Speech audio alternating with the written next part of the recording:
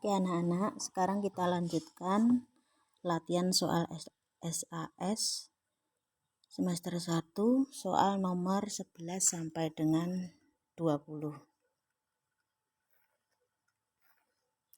Soal nomor 11 bacaannya masih sama seperti bacaan soal nomor 8. Tidak perlu putari baca lagi, langsung saja ke soalnya. Antonim kata tumbuh dalam artikel tersebut adalah antonim. Antonim itu adalah kata yang mengandung makna berlawanan.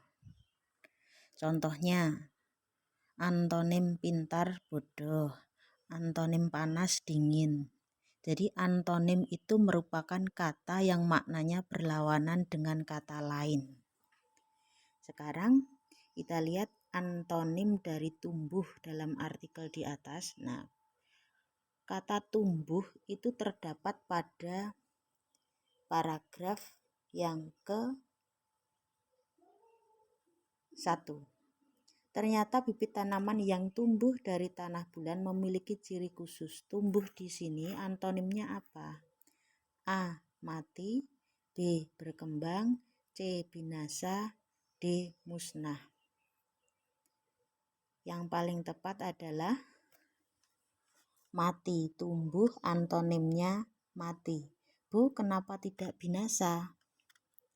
Binasa itu hubungannya dengan tumbuhan itu mati. Tumbuhan tidak binasa. Binasa itu artinya untuk sesuatu makhluk, bukan untuk tumbuhan. Jadi mati lawan katanya tumbuh, bukan binasa. Selanjutnya nomor 12. Sinonim kata serupa dalam artikel di atas adalah sinonim. Sinonim itu adalah persamaan kata dengan arti sama atau hampir sama. Jadi sinonim itu adalah bentuk bahasa yang maknanya mirip atau sama dengan bentuk bahasa lain. Serupa. Serupa itu sama dengan kata apa? A. Sebagai kurang tepat, semacam kurang tepat, seragam, seperti. Yang paling tepat adalah serupa. Seragam. Yang paling tepat adalah seragam. C. Selanjutnya soal nomor 13. Ikan air tawar terbagi ke dalam 3 golongan, yakni ikan peliharaan, ikan buas, dan ikan liar. Ikan peliharaan terdiri atas ikan-ikan yang mudah diperbanyak. Contohnya ikan bandeng, ikan mas, ikan gurami, dan lain-lain. Ikan buas memiliki sifat jahat terhadap ikan-ikan lain. Contohnya ikan gabus dan ikan lele. Ikan liar meskipun jarang dipelihara tetapi memiliki keuntungan secara ekonomis. Contohnya ikan pari, ikan bunter, dan ikan jaler. Teks laporan di atas bagian pernyataan umum. Pernyataan umum itu sama dengan apa? Pernyataan umum itu sama dengan kata apa? Pernyataan umum itu sama dengan kata klasifikasi. Jadi jawaban yang tepat adalah C. Pernyataan umum sama dengan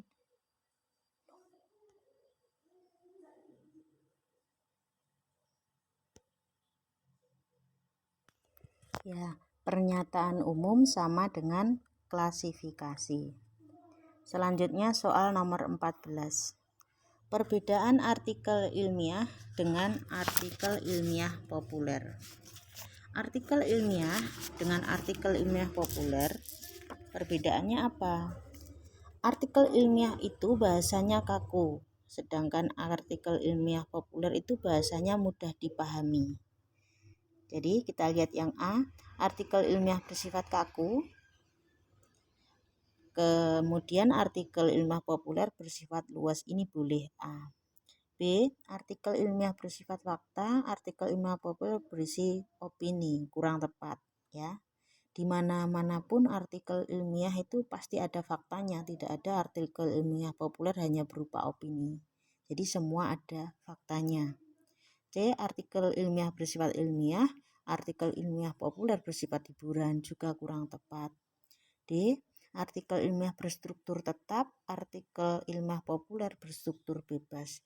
Yang paling tepat itu adalah A. Artikel ilmiah bersifat kaku, sedangkan artikel ilmiah populer bersifat luas.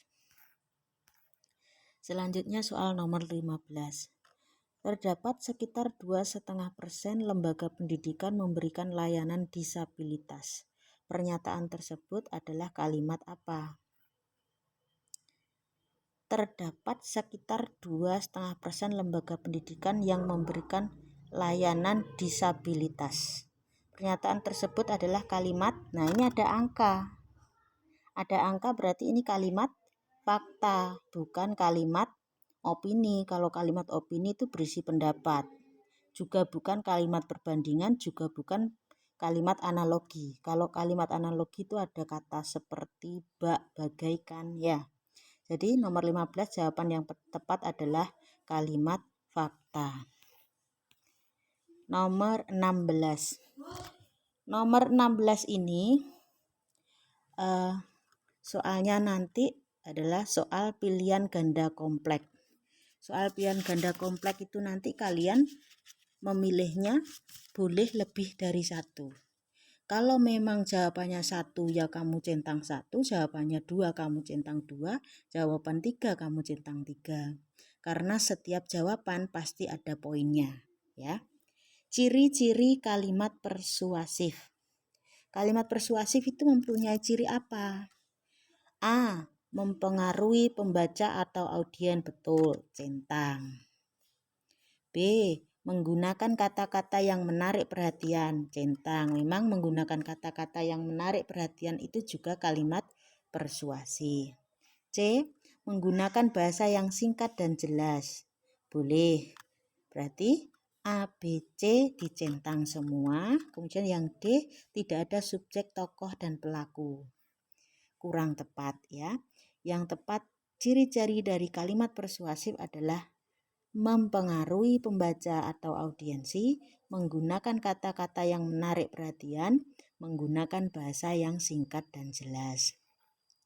Selanjutnya, masih pilihan ganda kompleks. Ciri-ciri kalimat perintah atau imperatif. Ciri-ciri kalimat perintah itu apa saja? Pertama, menggunakan kata-kata penegas, permintaan, larangan, bahkan harapan. Jangan, diharapkan, ya. Menggunakan kata-kata yang menarik perhatian. Kata-kata yang menarik perhatian itu biasanya untuk poster. A boleh, B kurang tepat. C. Kalimat perintah diakhiri dengan tanda seru, boleh. D. Kalimat perintah tidak ada subjek, tokoh, dan pelaku. Jadi yang perlu ditentang adalah kalimat perintah yang perlu dicintang, ciri-cirinya adalah A. Menggunakan kata-kata penegas, permintaan, larangan, bahkan harapan. Kemudian kalimat diakhiri tanda seru atau tanda tanya. Kemudian tidak ada subjek, tokoh, dan pelaku. Selanjutnya fungsi dari iklan. Fungsi dari iklan itu juga bermacam-macam. Karena ini pilihan ganda kompleks, kamu boleh mencentang lebih dari satu. Satu centangan benar dapat poin. Kalau kamu centang 2 berarti poinmu 2. Kamu centang 3 poinmu 3, kecuali kalau yang kamu centang salah. Oke, fungsi dari iklan. Fungsi dari iklan itu A. Sebagai sarana menyampaikan informasi suatu produk, betul, centang. B. Sebagai sarana mempengaruhi khalayak untuk membeli atau melakukan apa yang si pembuat iklan inginkan, betul. C.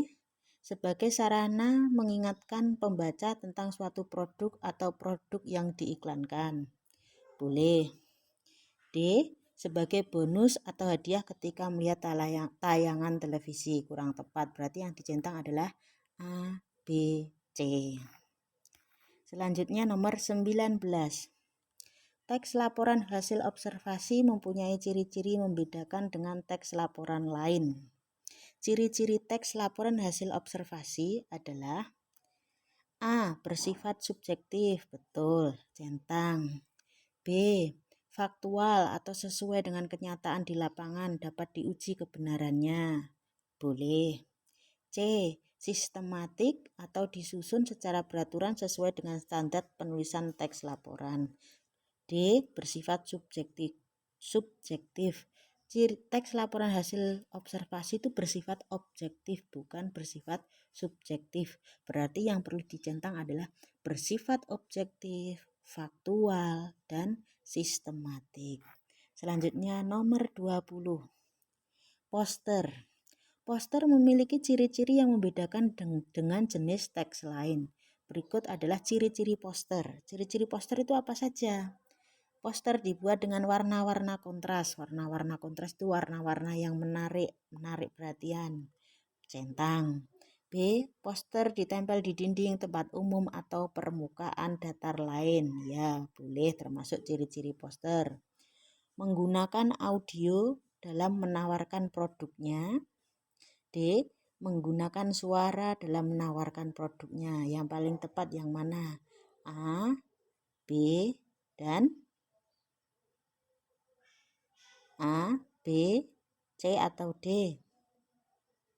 Yang paling tepat adalah A dan B. Oke, terima kasih.